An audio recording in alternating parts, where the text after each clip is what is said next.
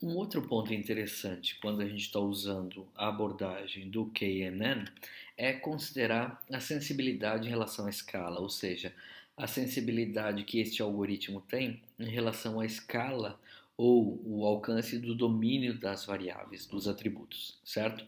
Em outras palavras, eu digo que, na verdade, imaginem um problema em que todas as nossas variáveis elas sejam binárias, certo?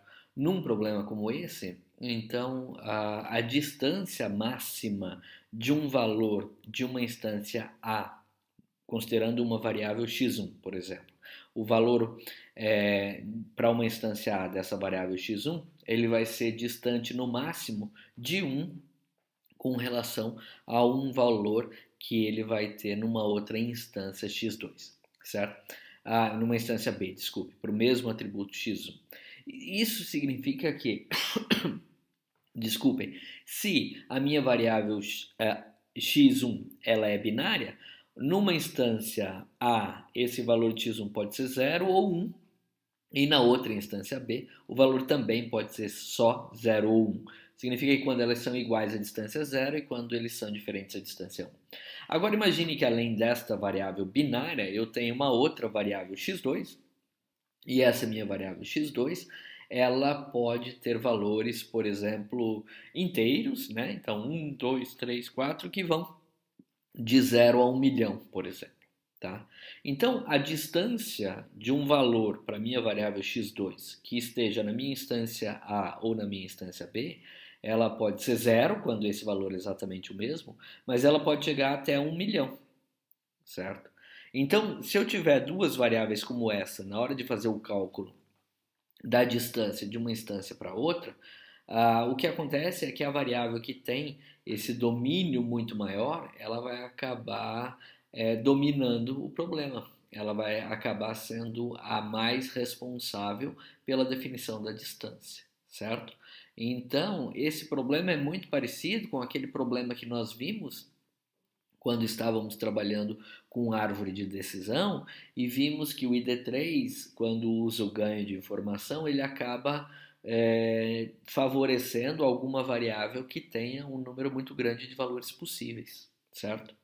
Então, aqui acontece a mesma coisa. Então, se eu não normalizar as variáveis, o que acontece é que variáveis ou atributos que tenham um grande número de valores possíveis podem ser responsáveis por ter mais influência, ou podem ter mais influências, ou podem ser mais responsáveis pelo valor final da classificação. Tá? Por isso, normalmente, se nós queremos que todas as variáveis, todos os atributos do nosso problema tenham a mesma interferência, tenham a mesma influência no momento de definir a classificação, é importante a gente fazer uma normalização e tornar, por exemplo, todas as nossas variáveis com um escopo ou com um domínio entre 0 e 1, ou, por exemplo, discretizar todo mundo para o mesmo número de bins, né? Alguma coisa assim, como a gente já viu na discretização que a gente fez para a árvore de decisão.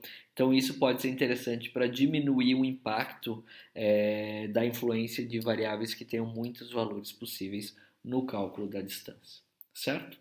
Bom, um outro ponto a gente considerar e suponho que esses nossos valores não sejam numéricos, então não tenham vários valores possíveis, e sejam, por exemplo, nominais. Então, eu vou dizer que eu vou poder ter valores de CPF, por exemplo. Ou CPF, apesar de ser um número, então talvez não seja o nome de uma pessoa é um valor nominal. Não é? Então, normalmente quando eu trabalho com atributos desta característica, a maioria das implementações do KNN, elas fazem o uso da abordagem do Simple Matching, ou seja, Simple Matching Approach é a abordagem que testa o casamento simples dos valores, e se as duas instâncias têm o mesmo valor naquela variável, então os valores casam, a distância entre elas é zero, e se a distância é diferente, a distância é 1, por exemplo. É isso que nós estamos falando nessa fórmula aqui no cálculo da distância de duas instâncias. Então, quando são iguais é zero a distância, quando são diferentes a distância é 1, independente de quão diferentes sejam. Nesse caso, duas instâncias que têm o nome Estevam e João, são diferentes, então a distância entre Estevão e João vai ser igual a 1, e que é a mesma distância, por exemplo, entre João e José, por exemplo. Tá? Então, João e Estevão, João e José são diferentes, então a distância é sempre igual. Estevão e Estevão são iguais, a distância é 0. João e João são iguais, a distância seria 0. Percebam que, na verdade, apesar desse ser o mais comum em na maioria das implementações que a gente tem do KNN, isso pode ser alterado. Então, se eu estou trabalhando com o meu algoritmo e eu tenho como modificar o código-fonte, pode ser interessante, por exemplo, ao invés de usar uma abordagem dessa, se eu estou querendo fazer o cálculo da distância entre dois nomes, eu poderia usar similaridade de string. Né? Existem várias medidas de similaridade de string, por exemplo, e que João e José seriam mais próximos do que Estevão e João, por exemplo. Né? Porque João e José, os dois começam com JO, o que é bem diferente, os dois têm 4 letras também, etc. Ou seja, são duas strings mais parecidas entre si, mais similares entre si, do que Estevão e João. Entretanto, isso, como eu disse, na maioria das vezes nas ferramentas padrão não vem essa implementação, tá? Então a implementação mais comum olha, é a mesma string, o atributo é nominal? Então se é o mesmo nome, a distância é 0. Se o nome é diferente, a distância é 1. Isso equivale, então, a gente fazer aquele analogia com o que eu acabei de comentar com vocês sobre atributos binários. Então, atributo binário, ou o valor é igual ou o valor é diferente em relação e com a diferença de 1 só. Tá? Então, essa é uma característica interessante. Quando possível, você tornar as variáveis binárias no nosso tratamento do KNN é uma forma de normalização. Então, você acaba fazendo todo mundo ter distância entre 0 e 1. Tá? Então, é a ideia de você trabalhar com atributos nominais e também já aproveita para realizar o trabalho de normalização, que é o que a gente viu na nossa transparência anterior. Bom, como eu comentei, existem várias outras medidas de distância que a gente podia fazer. Você podia trabalhar com essa história de similaridade de strings, certo? Você poderia ainda ter outras coisas, então atributos que são nomes, mas que são ordinais. Então imagine que você tem um atributo no seu banco de dados que é o dia da semana. Então, os valores possíveis para esse atributo são domingo, segunda, terça, quarta, quinta, sexta e sábado. A gente sabe que segunda é diferente de terça e segunda é diferente de quinta também. Mas a diferença entre segunda e terça pode ser menor do que a diferença entre segunda e quinta. Normalmente, se você está considerando ocorrências das coisas, a segunda é o começo da semana, a quinta já está chegando perto do final de semana.